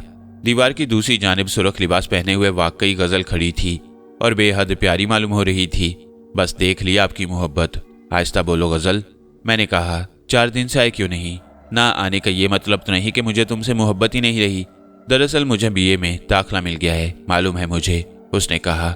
आपको तौफीक नहीं हुई, मगर अब्बा जी ने बता दिया था और मैंने स्कूल की शाम की शिफ्ट में मुलाजमत कर ली है। अब्बा जी ने ये बात भी बताई थी, फिर भी पूछ रही हो कि मैं 4 दिन से क्यों नहीं आया। सुबह को घर से निकलता हूँ, सूरज ढले पहुँचता हूँ, इतना थक जाता हूँ कि जिस्म का जोड़ जोड़ दर्द कर रहा होता है। इसके बावजूद ना जाने किस तरह रो रो कर अपने कॉलेज के असाइनमेंट्स तैयार करता हूँ और उन असबाग को देखता हूँ जो अगले रोज स्कूल में पढ़ाना होती हैं। ऐसी सूरत में तो आप मुझे भूलने में हक बजानिब हैं। उसने ठंडी सांस भरकर शेर पढ़ा। वाबस्ता मेरी याद से कुछ तलखियां भी हैं। अच्छा किया कि मुझको फरामोश कर दिया। अच्छा शेर है, मैंने कहा, लेकिन सिचुएशन से मुताबिकत नहीं रखता। तुम्हारी जात से तलखियां नहीं, शायरीनियां वाबस्ता हैं और जिस रोज मैंने तुम्हें फरामोश कर दिया वो मेरी जिंदगी का आखिरी दिन होगा। तुम तो मेरी रूह हो गजल, तुम्हें भूल कर भला किस तरह जिंदा रह सकता हूँ। आपको आना चाहिए था। इतनी लंबी चौड़ी वजाहत कर दी, फिर भी वही रट लगाए हुए हो। ठीक है, मैं नहीं आ सका तो तुम्हें आ जाना चाहिए था। आखिर पहले भी तो आती थी, दिन में 10-10 बार। पैरों में मंगनी की मेहंदी ना लगी होती तो 10 बार छोड़ 20 बार आती। 2 पहरेदार हर वक्त पहरा देते रहते हैं। कमरे में सिस्टर, कमरे से बाहर अम्मी। एक बार दोनों की नजरों से बचकर दरवाजे तक पहुंच गई थी, मगर ना जाने अम्मी को कैसे पता चल गया। कहने लगी, जब तक माँ बाप की नाकें नहीं कटवाओगी तुम्हें चैन नहीं आएगा। आज तो तुम्हारे अब्बू भी घर पर होंगे। 3-3 पहरेदारों के बावजूद दीवार के पीछे खड़ी हो। सिस्टर ने सुबह से शाम तक की छुट्टी की है, अपने किसी चाहने वाले के साथ हॉक्स पे गई है और अब्बू अम्मी को लेकर मैटरनिटी होम गए हैं। कहाँ गए हैं? गजल हंसने लगी। Maternity home? किसी अजीज के यहाँ विलादत हुई होगी। उसने बड़े गौर से मेरी तरफ देखा, मुस्कुराई, फिर मेरी आंखों में आंखें डालते हुए राजदाराना लहजे में बोली, अम्मी उम्मीद से हैं। ओ, इसमें ओ और आ करने की बात है। दुआ तो आप ही ने दी थी। मैंने दुआ दी थी? क्या बक रही हो? चलिए, दुआ नहीं दी थी, मशवरा तो दिया था नारंगिया कीनों की फांक खाने का। मैंने दोबारा कहा, ओ। सारी बात याद आ गई थी। गजल की अम्मी मदरसे के सामने नाले के करीब बैठने वाले बाउले फकीर के पास गई थी और उसने उनकी मन्नतों और खुशामदों से उकताकर मिट्टी में आलूदा एक फांक दे दी थी। उन्होंने उस फांक को बहुत संभाल कर रखा था। एक बार मुझसे शिकायत की कि फांक ने कोई करामत नहीं दिखाई तो मैंने ये मालूम किए बगैर कि उनकी मुराद क्या थी, उनसे कहा कि वो उस फांक को खा जाएं। क्या बात है, आज आप ओ बहुत कर रहे हैं? गजल ने हंसते हुए पूछा। मैंने उसके सवाल को नजरअंदाज करते हुए कहा, गोया आज तुम घर पर बिल्कुल तन्हा हो। जी हाँ, और दरवाजा भी खुला हुआ है। आ रहे हैं? वो दावत ना देती तब भी मैं उसके पास पहुंच जाता। दावत के बाद रुकने का तो जवाज ही नहीं था। मैं कमोबेश 1.5 घंटे तक गजल के साथ रहा। तकरीबन 12 बजे जब उसके अब्बा अम्मी ने वापिस आकर दरवाजे की घंटी बजाई तो वह दरवाजा खोलने चली गई और मैं पिछले दरवाजे से बाहर निकल गया। 1.5 घंटे की इस मुलाकात में मेरी और गजल की बहुत कम गुफ्तगू हुई। ज्यादा वक्त हमने एक दूसरे को देखने और समझने में गुजारा। घर वापस पहुंचा तो मुझ पर उसकी मोहब्बत का इतना नशा तारी था कि कदम जमीन पर नहीं पड़ रहे थे। जैसे तैसे बिस्तर पर जा लेटा और उन रंगीन लम्हात के तस्वुर में खो गया जो गजल की मैयत में गुजार कर आया था। हसीनो दिल फरेब कौसे कज़ा ने मुझे अपने रंगों में नहला रखा था और मैं ये फैसला करने से कतई तौर पर कासिर था कि उनमें से कौन सा रंग सबसे अच्छा है। लेकिन इस दिलावे सिलसिले को अब्बा जी की आवाज ने तोड़ा। नदीम, वो कह रहे थे, अजान हो गई, जुमा की नमाज के लिए तैयार हो जाओ। मैंने आंखें खोलकर खुमार आलूद नजरों से उनकी तरफ देखा। अब्बा जी फरीजे की अदायगी के लिए कह रहे थे, लेकिन अल्लाह मुआफ करे मुझे यूं महसूस हुआ जैसे मुझे तसव्वुरात की जन्नत से निकालकर दोज़ख में फेंका जा रहा हो। आप चलिए, मैंने अंगड़ाई लेकर कहा, मैं अभी 2 मिनट में गुस्ल करके आता हूँ। सुबह को उठकर गुस्ल नहीं किया था। मैं एक बार फिर गजल के तस्वुर में खो गया। दिल में गुदगुदी सी होने लगी, होंठों पर मुस्कुराहट दौड़ गई। मेरा मतलब है, मैंने बैठते हुए जवाब दिया, वुजू करके आता हूँ, जल्दी करो। वह दरवाजे की तरफ कदम बढ़ाते हुए बोले, जुमा की अजान के बाद हर आकिलो बालिग मर्द के लिए सारे दुनियावी काम हराम हो जाते हैं। अब्बा जी चले गए तो मैं दोबारा लेट गया। हराम और हलाल की मुझे कोई तमीज नहीं रही थी। दिलो दिमाग में हलचल सी मची हुई थी। हुस्न और रानाई का तस्वुर जिस्म को जलाए दे रहा था, मगर मैं किसी तरह भी उससे रूह गर्दानी करने के लिए तैयार नहीं था। कुछ अजीब सी मीठी मीठी जलन और तपिश थी। मैं देर तक बिस्तर पर पड़ा सुलगता रहा और करवटों पर करवटें बदलता रहा और गुजरे हुए लम्हात को याद करता रहा। फिर ये एहसास करके कि नमाज खत्म हो चुकी होगी और नमाजी सुननो नवाफिल से फारिग होकर अपने अपने घरों की जानिब आ रहे होंगे, बिस्तर से उठकर घर से निकला, दरवाजे में ताला लगाया और मैदान की तरफ जाने की बजाय कि मस्जिद का जाने का करीबी रास्ता वही था, सामने वाली सड़क पर चला गया और लंबा सा चक्कर काटकर मैदान में पहुंच गया। अब्बा जी और गजल के अब्बू आहिस्ता आहिस्ता बातें करते हुए आ रहे थे। मैं लंबे लंबे डग भरता हुआ अब्बा जी और गजल के अब्बू के करीब पहुंचा। गजल के अब्बू को झुककर अदब से सलाम किया। फिर इस तस्वुर से हंसी सी आने लगी कि बड़े मियाँ इस सन में बाप बनने वाले थे। अब्बा जी ने कहा, घर के दरवाजे की चाबी मुझे दो और तुम भागकर नवाज को बुला लो, कहना बहुत जरूरी काम है। मैंने कुंजियों का गुच्छा उनके हाथ पर रखा और नवाज के घर की जानिब रवाना हो गया, जिसका मेन रोड के पार वाली गली में मकान था। अजीब बात थी कि पै दर पै गुनाह करने के बावजूद ना मुझे गुनाह का एहसास था ना नदामत हो रही थी, बल्कि शराबियों जैसा सुरूर महसूस कर रहा था। नवाज भाईजान का बचपन का दोस्त था। दोनों की कोई बात एक दूसरे से छुपी हुई नहीं थी। घर पर बूढ़ी माँ के अलावा कोई और नहीं था। उसके वालिद को जमीनों के प्लॉट खरीदने का बहुत शौक था। वेरान और बेआबाद मुकामात पर कोड़ियों के मोल प्लाट खरीद लेते। उनकी मौत के बाद देखते ही देखते प्लॉटों की कीमत आसमान से बातें करने लगी। उन्हीं को बेच बेच कर गुजारा हो रहा था। एक प्लॉट अब भी बाकी था जो नवाज के वालिद ने 5,000 में खरीदा था। कई कंस्ट्रक्शन कंपनियां उसकी 50 से 60 लाख की बोली लगा चुकी थीं, लेकिन नवाज की वालदा पूरे 1 करोड़ मांग रही थी।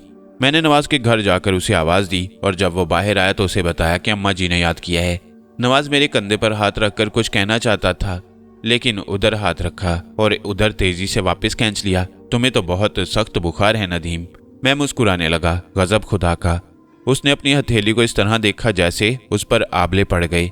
इतने शदीद बुखार में घूमते फिर रहे हो? मैंने कहा, मेरी फिक्र मत करो। ये बताओ अब्बा जी से क्या कहूँ? ज्यादा तकलीफ ना हो रही हो तो 1 मिनट अंदर चलकर बैठो, कपड़े बदल लूं। वो अमूमन घर में तहमद पहना करता। मैंने अंदर जाने पर आमादगी जाहिर कर दी और उसके साथ ड्राइंग रूम में चला गया। ड्राइंग रूम में फ्रिज देखकर मुझे प्यास का एहसास हुआ। नवाज कपड़े तब्दील करने दूसरे कमरे में गया हुआ था। मैंने उसके फ्रिज से सर्द पानी की बोतल निकाली और मुंह से लगाकर घटाघट पूरी बोतल चढ़ा गया। बोतल खाली करने के बाद नाक और मुंह से सांस की बजाय गहरी भाप निकली। यूं लगा जैसे अंदर जलते हुए अज़ा पर इस तरह पानी पड़ गया हो जिस तरह दहकते हुए लोहे पर पड़ता है और भाप में तब्दील हो जाता है। प्यास कम नहीं हुई तो मैंने पानी से भरा हुआ गैलन निकाल लिया और उसका यख पानी हलक से नीचे उतारने में मसरूफ हो गया। जितनी देर में नवाज लिबास तब्दील करके आया मैं आधे से ज्यादा गैलन पी चुका था और गर्मी का मौसम होने के बावजूद नाक और मुंह से भाप के मरगोले निकल रहे थे। डॉक्टर को दिखाओ नदीम। नवाज ने हैरत और परेशान नजरों से मेरी तरफ देखते हुए कहा, तुम अंदर ही अंदर जल रहे हो और उसकी तपिश। उसने एक बार फिर अपनी हथेली की तरफ देखा। उसकी तपिश बाहर तक महसूस हो रही है। मेरी फिक्र छोड़ो, घर चलो, अब्बा जी तुम्हारे मुंतजिर होंगे। आदत के मुताबिक उसने मेरे कंधे पर हाथ रखना चाहा, लेकिन हाथ रखने से पहले पीछे हट गया। वो दोबारा अपनी हथेली को नजर आतिश करने का खतरा मोल नहीं लेना चाहता था। अब्बा जी से बात करते ही हम दोनों अस्पताल चले चलेंगे। नवाज ने मेरे साथ घर की तरफ कदम बढ़ाते हुए कहा, क्योंकि जुमा की वजह से सारे प्राइवेट क्लिनिक बंद पड़े होंगे। मुझे कुछ नहीं हुआ है नवाज भाई, मैंने हंसकर जवाब दिया। तुम ख्वामखा मेरी वजह से परेशान हो रहे हो। कम से कम किसी डॉक्टर से मशवरा तो कर लेना चाहिए। मैंने पहली बार इतने ज्यादा टेम्परेचर को महसूस किया है। कोई जरूरत नहीं है। तकरीबन 1 घंटा कबल ही जिस्म इस तरह जल रहा था कि मेरे सर पर रोटी पकाई जा सकती थी। अब तो बहुत अफाका है। खाना खाकर सो जाऊंगा और जब उठूंगा तो टेम्परेचर बिल्कुल नॉर्मल हो चुका होगा। कभी पहले भी ऐसी कैफियत हो चुकी है, कई मरतबा। मैंने सफ़ेद झूठ बोला। उसे किस तरह बता सकता था कि मैं कहाँ गया था और नमाज जुमा क्यों कज़ा की। और मुझे ये भी मालूम था कि इसका इलाज सिर्फ गहरी और पुरसुकून नींद है। हम दोनों घर पहुंचे। दस्तरख्वान लग चुका था। अब्बा जी और गजल के अब्बू मेरा और नवाज का इंतजार कर रहे थे। नवाज नमाज से पहले ही खाना खा चुका था। उसने माजरत चाह ली। गजल के अब्बू ने हमारी प्लेटों में गरम गरम खिचड़ी निकाली। भूख ना होने के बावजूद मैंने छोटा सा लुकमा मुंह में रखा और चबाने लगा। नवाज, अब्बा जी ने कहा, अपने दोस्त की वकालत करने मत बैठ जाना, सच सच बताना, यह हम सब की इज्जत का सवाल है। खान साहब ने अपनी आंखों से वसीम को रक्षी की बजाय एक और लड़की के साथ घूमते देखा है। नवाज सटपटा सा गया। मेरे कान खड़े हो गए और मैंने मक्खन का बड़ा सा टुकड़ा मुंह में रख लिया। और अपने तौर पर हमने जो तफ्तीश की है वो बड़ी भयानक है। अब्बा जी कह रहे थे, लड़की वसीम की क्लास फेलो नहीं है और पिछले 1 माह से तकरीबन हर हफ्ते मंगल की रात वसीम होटल में नहीं होता। वसीम हॉस्टल में नहीं होता। हॉस्टल से ये कहकर गायब हो जाता है कि वो घर जा रहा है। सवाल यह है कि जब तक वो हॉस्टल में होता है ना घर आता है तो रात गुजारने कहाँ जाता है। नवाज चंद लम्हों तक सोचता रहा कि क्या कहिए और क्या ना कहिए। फिर थूक निकल कर बोला, मैंने वसीम को समझाने की कोशिश की थी, गोया हमने जो कुछ सुना है वो दुरुस्त है। नवाज ने नदामत से इस बात में सर हिलाया। मैं उन लोगों की गुफ्तगू से फायदा उठाते हुए चमचे भर भर के दही खा रहा था और बड़ा सुकून महसूस कर रहा था। कौन है वो लड़की? अब्बा जी ने पूछा। रहती कहाँ है? इसका इल्म तो शायद वसीम को भी नहीं। खान साहब ने कहा, हैरत है, हर मंगल की शाम को वो हॉस्टल के अकब में वाक़े पार्क में आकर बैठ जाती है। अगरचे वसीम हर मुलाकात के बाद मुसम्मम इरादा कर लेता कि आइंदा उसे नहीं मिलेगा, लेकिन उसके कदम पार्क की तरफ उठने लगते हैं। वो दोनों पार्क से निकलते हैं, कुछ दूर तक पैदल चलते हैं, किसी रेस्टोरेंट में जाकर कुछ खाते पीते हैं, फिर टैक्सी में बैठकर गडानी चले जाते हैं, जहां हमेशा एक दो ऐसे बहरी जहाज खड़े होते हैं जो तोड़ने के लिए लाए जाते हैं। वो लड़की उन्हीं में से किसी एक जहाज में वसीम को ले जाती है। सुबह को जब वसीम की आंख खुलती है तो वो खुद को तन्हा पाता है। उसके सराहने 500 का एक नोट रखा हुआ होता है। ये गोया इस बात का इशारा होता है कि वसीम इससे टैक्सी का किराया अदा करे और जो रकम बच जाए उसे अपने मसरफ में लाए। किसी नौ दौलतिये घराने की कोई आवारा लड़की मालूम होती है। अब्बा जी ने कुछ सोचते हुए कहा, बड़ी शर्मनाक बात है। खान साहब बोले, वसीम तो बड़ा शरीफ और बड़ा नेक लड़का था, ऐसी बात ज्यादा अरसे तक नहीं छुपा करती। जुबैरी साहब को पता चलेगा तो क्या होगा? उसे रक्षी ही से हाथ नहीं धोना पड़ेंगे, तालीम भी खटाई में पड़ जाएगी। मेरी तो इतनी आमदनी नहीं है कि उसके हॉस्टल और तालीम के अखराजात उठा सकूं। उसे समझाओ नवाज। मैं तो उसे समझाते समझाते थक गया हूं, नवाज ने कहा। वह खुद भी उस लड़की से बड़ा आजिज है, दिल से चाहता है कि लड़की उसका पीछा छोड़ दे। सब बकवास है, अब्बा जी बोले, बहानेबाजी है। वसीम के दिल में खोट ना होता तो ये नौबत क्यों आती? अगर वह पार्क में ना जाए तो खुद ब खुद छुटकारा हासिल कर सकता है। मुझे तो ऐसा मालूम होता है जैसे हरफों की बनी हुई वो लड़की किसी ऐसे वक्त का इंतजार में है जब सबूत के साथ बीच चौराहे पर हमारी इज्जत व आबरू का भांडा फोड़ सके और हम उसे वसीम की बीवी की हैसियत से घर लाने पर मजबूर हो जाएं। क्यों खान साहब? गजल के अब्बू ने हाँ में सर हिलाते हुए कहा, क्या ये बेहतर नहीं होगा कि इस समन में पुलिस की मदद हासिल की जाए? अपना ही सोना खोटा है खान साहब। लड़की को दोष देने से कोई फायदा नहीं होगा। पुलिस लड़की को नहीं, लड़की के आशिक को भी पकड़ेगी। हमारी कल की मिट्टी में मिलती हुई इज्जत आज ही मिट्टी में मिल जाएगी। नवाज ने कहा, यह ना समझे कि मैं वसीम की वकालत कर रहा हूँ। हकीकत यह है कि वह हर मंगल की रात उस लड़की के साथ गटानी जाने पर मजबूर है। फिर वही बकवास। मैं कहना तो नहीं चाहता मगर कहना पड़ता है कि लड़के मजबूर नहीं होते। वो अहमक अपने आप को क्यों मजबूर समझ रहा है? क्योंकि उसे आपकी और अपने भाई की जिंदगी अजीज है। मैंने चमचे से दही खाते खाते पूरा प्याला उठाकर होंठों से लगा लिया था। नवाज के मुंह से अदा होने वाला जुमला सुनकर ठिठक गया और प्याला दस्तरख्वान पर वापस रखकर नवाज की तरफ देखने लगा। कई यादें ताज़ा हो गईं। मुझसे भी कहा गया था कि अगर तुम्हें अपने अब्बा जी और अम्मा जी की जिंदगी अजीज है तो रक्षी को ख़त्म कर दो।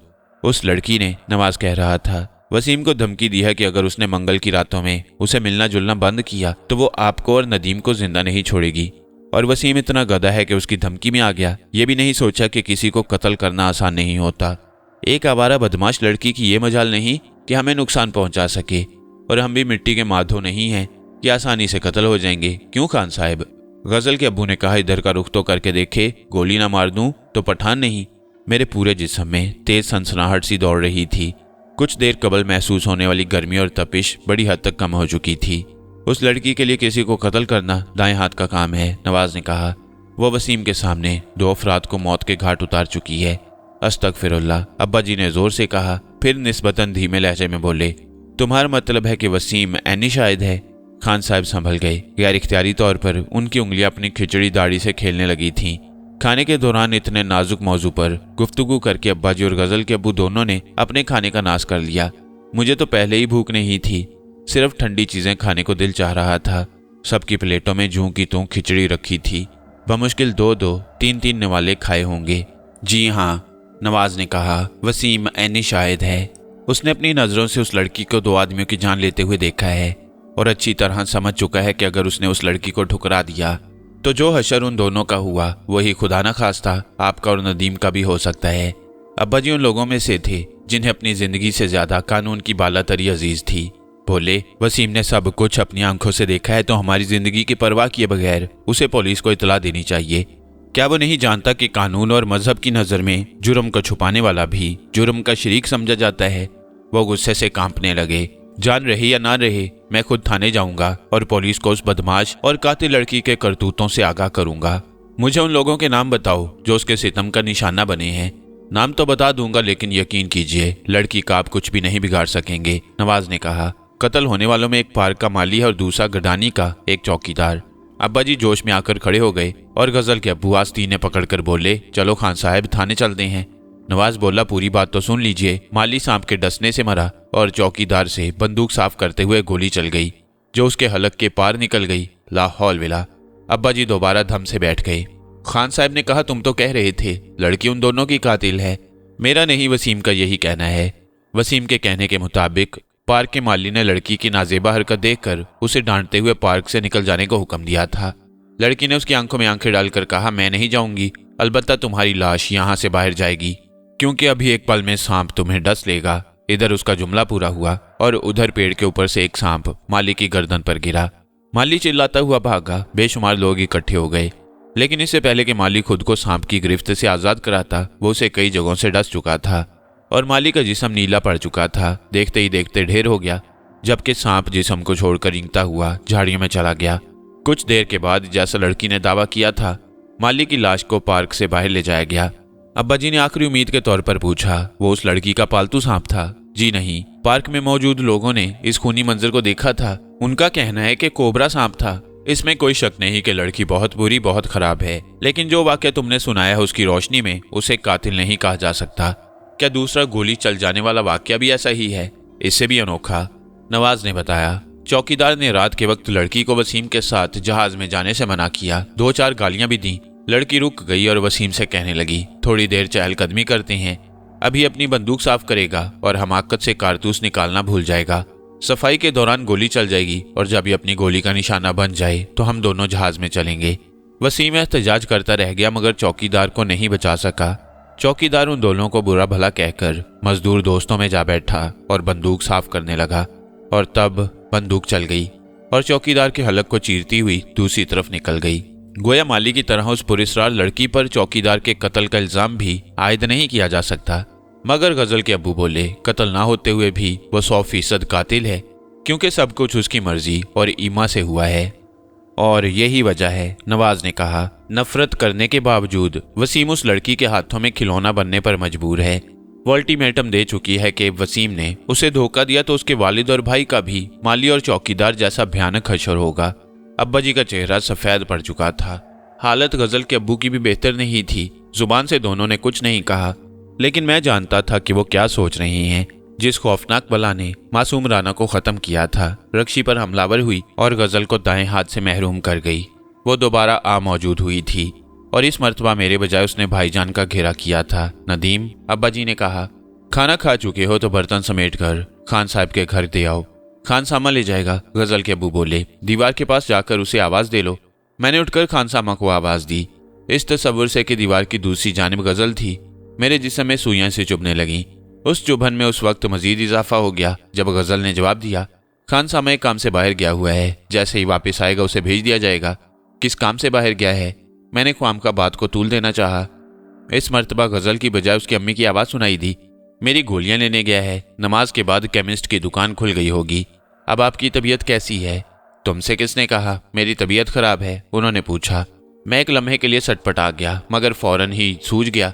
आप खुद ही तो कह रही हैं कि खान सामा से गोलियां मंगवाई हैं, विटामिन और कैल्शियम की गोलियां हैं। उनकी मुस्कुराती हुई आवाज़ आई, सेहत बरकरार रखने के लिए खाती हूँ। आपने तो डरा ही दिया। मैंने दिल ही दिल में इतना अच्छा बहाना ढूंढने पर खुद को मुबारकबाद दी और वापस वहीं आकर बैठ गया जहां अब्बा जी, गजल के अब्बू और नवाज सर झुकाए गहरी सोच में बैठे थे। अब्बा जी, मैंने बैठते हुए कहा, नवाज भाई ने जो वाक़यात सुनाए हैं उनसे आपको यकीनन अंदाजा हो गया होगा कि भाईजान नागफनी के मशके सितम का निशाना बन रहे हैं। वो औरत, वो छल्लावा। अब्बा जी की आवाज़ भर्रा गई। शायद उस वक्त तक चैन से नहीं बैठेगी जब तक चुन चुन कर हम सबको ख़त्म नहीं कर देगी। यकीनन वो वही बला है जिसे तुम नागफनी कहते हो, और उसके सामने वसीम ही नहीं, हम सब बेबस हैं। गजल के अब्बू ने इस बात में सर हिलाया। मेरा कोई दिन ऐसा नहीं गुजरता जब मुझे ये ख्याल नहीं आता कि मेरी बेकसूर बच्ची को एक हाथ से महरूम कर दिया गया है। अंगारों पर करवटें बदलता हूँ, लेकिन कितना मजबूर हूँ कि उससे बच्ची का बदला नहीं ले सकता। उनके सीने से गहरी आह निकली। हम हवा से नहीं लड़ सकते, और अगर लड़ें भी तब भी हवा को कोई गजंद नहीं पहुंचा सकते। सच कहते हो खान साहब, अब्बा जी ने कहा। एक शख्स ऐसा है जो दावा करता है कि अगर उससे मदद मांगी जाए तो वह हमें नागफनी से निजात दिला सकता है। मैंने धीमे लहजे में एक एक लफ्ज पर जोर देते हुए कहा, तुम्हें याद होगा नवाज भाई, जब हम लोग पिकनिक पर गए थे, हम टहलते हुए चट्टानों की तरफ निकल गए थे और वहां तुम्हें एक साधु नजर आया था जिसने कहा था कि वो मुझसे मिलना चाहता है। हाँ हाँ, नवाज ने जल्दी से कहा। बहुत खौफनाक चेहरा था उसका। मैंने अपनी जिंदगी में आज तक किसी की इतनी घनी दाढ़ी मूंछें और जटाएं नहीं देखी। वो वाकई हमारी मदद कर सकता है। उसके हुक्म पर जमीन ने मेरे पांव पकड़ लिए थे। क्या? अब्बा जी ने हैरत से पूछा। जमीन ने पांव पकड़ लिए थे? खुदा की कसम झूठ नहीं कह रहा। बिल्कुल ऐसा मालूम हुआ था जैसे किसी ने मेरे पांव में मेखें ठोंक दी हो। मैं ना आगे जा सकता था, ना पीछे हट सकता था। एक ही जगह पर जमकर रह गया था। जब तक साधु ने जाओ बच्चा नहीं कहा, मैं उसी तरह जमा खड़ा रहा। मैंने कहा मैं उसके पास गया था। यही वजह है कि जिस वक्त गजल को हादसा पेश आया मैं वहां नहीं था। साधु के पास जाकर मेरे पांव भी जमीन से पैवस्त हो गए थे। उस वक्त साधु ने मुझसे कहा था कि मजीद हलाकत से बचने के लिए बला से छुटकारा हासिल करना चाहो तो मुझसे दरिया सिंध के उस जजीरे में जहां साधु बेल्ला नाम का मंदिर है, मंगल के दिन सुबह से शाम तक किसी भी वक्त आकर मिलो। मैं वापस हुआ तो वो सानेहा रूनमा हो चुका था, जिसके बायस गजल हाथ से महरूम हो गई और मैं गजल की हालत देखकर होशो हवास खो बैठा। तुम ठीक कह रहे हो नदीम, नवाज बोला। अगर उसने हमें उस चुड़ैल से निजात दिलाने का दावा किया है तो मैं पूरे यकीन और एतमाद के साथ कह सकता हूं कि उसका दावा गलत नहीं हो सकता। वो हमें निजात दिला सकता है। गजल के अब्बू कुछ सोचते हुए बोले, मगर वो तो काफिर है। काफिर है तो क्या हुआ? अब्बा जी ने जवाब दिया। किस किताब में लिखा है कि काफिर से इलाज कराना मना है? हम तो अपने दर्द का मुदावा करने के लिए उसके पास जाएंगे, बिल्कुल उसी तरह जिस तरह तुम गजल के मसनूई हाथ के सिलसिले में दूसरे मज़ाहिब के डॉक्टरों से भी मशवरे करते रहे हो और इस सिलसिले में उसे इंग्लैंड और अमेरिका तक जाने के लिए तैयार हो।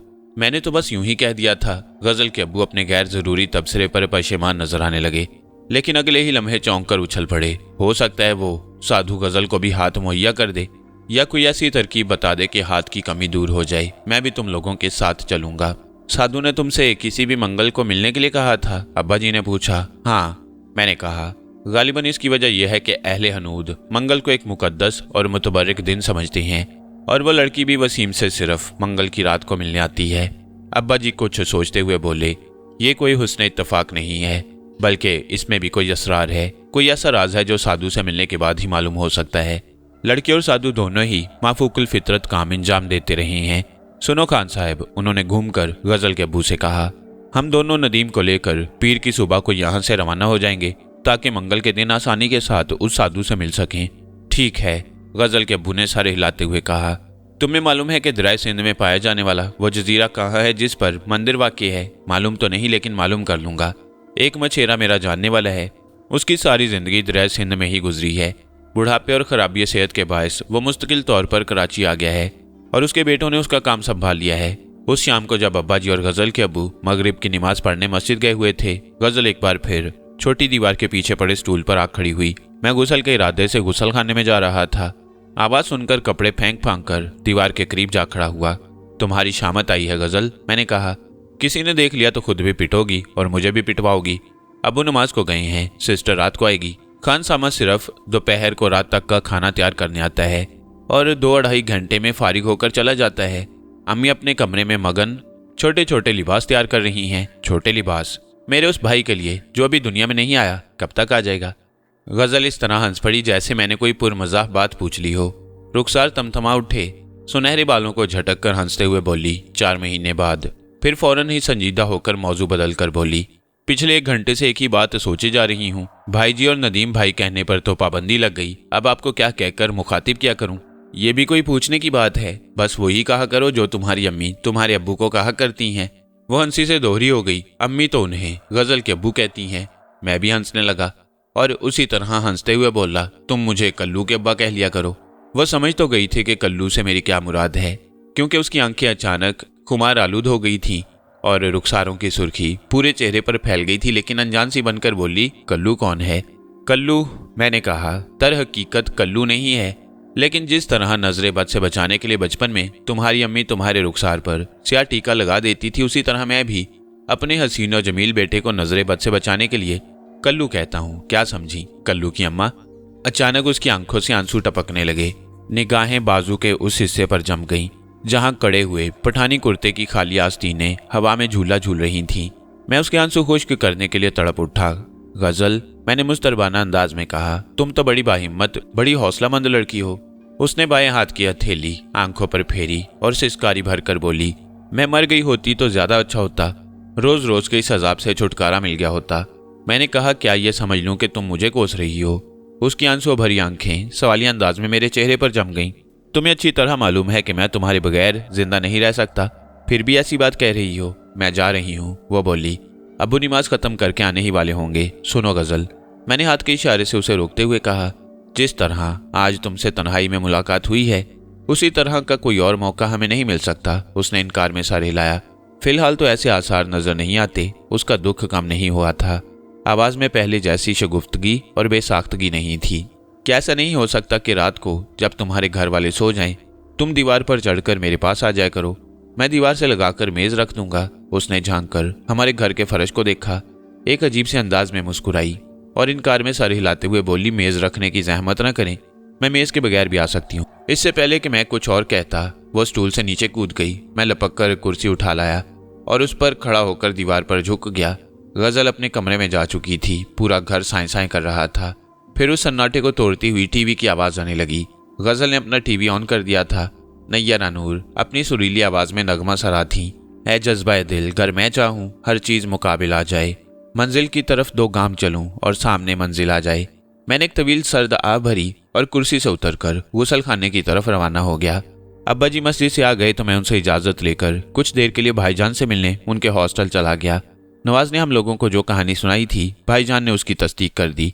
फर्क इतना था कि नवाज के कहने के मुताबिक भाईजान पुरस्कार लड़की से छुटकारा हासिल करना चाहते थे, जबकि खुद भाईजान का इरशाद था कि वो रक्षी से छुटकारा हासिल करना चाहते हैं, लड़की को किसी भी कीमत पर नहीं छोड़ सकते। मैंने कहा, नवाज भाई तो बता रहे थे कि वो लड़की हैरत अंगेज कुव्वतों की मालिक है और आपको मरूब करने के लिए अपनी कुव्वत को बुरुए कार लाकर 2 बेगुनाह अफराद का खून भी करा चुकी है। मुझे मरूब करने के लिए नहीं, अपनी बेलौस बेगर्ज मोहब्बत का इजहार करने के लिए उसने ऐसा किया। भाईजान ने तरदीद करते हुए जवाब दिया, उसे मुझसे इतनी मोहब्बत है कि मेरी खातिर पूरी दुनिया को खत्म करा सकती है। जितनी अजीबोगरीब लड़की थी उतनी ही अजीबोगरीब उसकी मोहब्बत थी। इजहार मोहब्बत के लिए 2 बेगुनाहों का कत्ल कराया करती थी और मोहब्बत का सबूत पेश करने के लिए पूरी दुनिया को नीस्तो नाबूद करने के लिए तैयार थी। भाईजान, मैंने पूछा, क्या यह दुरुस्त है कि लड़की ने आपको धमकी दी है और कहा है कि अगर कभी आपने उससे बेवफाई की तो वो मुझे और अब्बा जी को खत्म करके भरपूर इंतकाम लेगी? अगर ये बात नवाज ने कही है तो वो बकवास करता है। उसने कोई धमकी नहीं दी है। धमकी उसे दी जाती है जिससे बेवफाई का डर हो। वो अच्छी तरह जानती है कि मैं बेवफाई नहीं कर सकता। इसके बरक्स उसका कहना है कि अगर मैं एक छोटे से काम के सिलसिले में उसकी थोड़ी सी मदद कर दी तो वो मुझे, तुम्हें और अब्बा जी को मुल्क का अमीर तरीन खानदान बना देगी। मैं पूछ सकता हूँ कि बेइंतहा पुरस्कार कुव्वत और ताकत रखने वाली लड़की आपसे किस किस्म का छोटा सा काम कराना चाहती है? नहीं, ये मेरा और उसका आपस का मामला है। गोया आप उसका काम करने के लिए ज़हनी तौर पर आमादा हो चुके हैं। हाँ, मैं उसे खोना नहीं चाहता। अगर आपने उसका काम नहीं किया तो वो आपको छोड़ देगी, मर जाएगी। डॉक्टरों का कहना है कि वो चंद माह से ज़्यादा जिंदा नहीं रह सकती।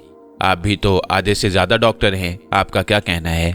इस ज़मन में मेरा कोई तजुर्बा नहीं है। मैं तो बस इतना जानता हूँ कि उसे हर कीमत पर जिंदा रहना चाहिए। मेरे जिस्म में सुइयां सी चुभ रही थीं। नागफनी जिस खूबसूरत बदन में भाईजान के पास आती थी, उसने उनसे अच्छे बुरे की तमीज छीन ली थी। वो उसकी खातिर जलील से जलील काम भी कर सकते थे।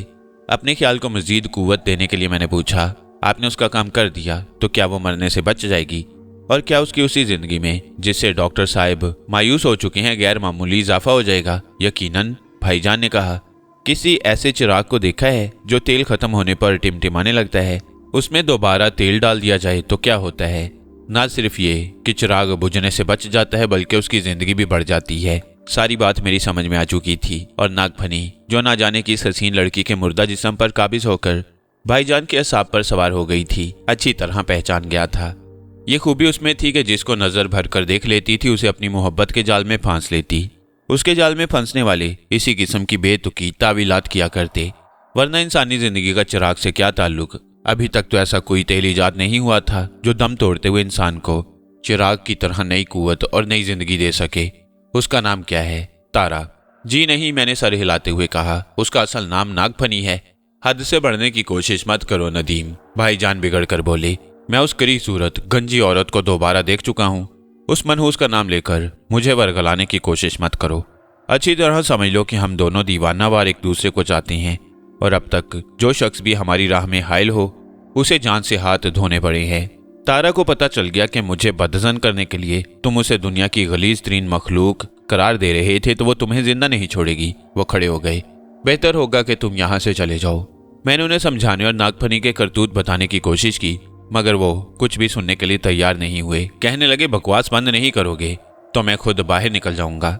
मजबूरन दिल ही दिल में कुड़ता और भाईजान की हालत जार पर अफसोस करता हुआ घर चला आया। नागफनी ने उनसे सोचने समझने की सारी सलाहियतें छीन ली थीं। उन्हें ना तालीम की परवाह थी, ना रक्षी का ख्याल। नागफनी बड़ी खुश असलूबी से उन्हें तबाह कर रही थी।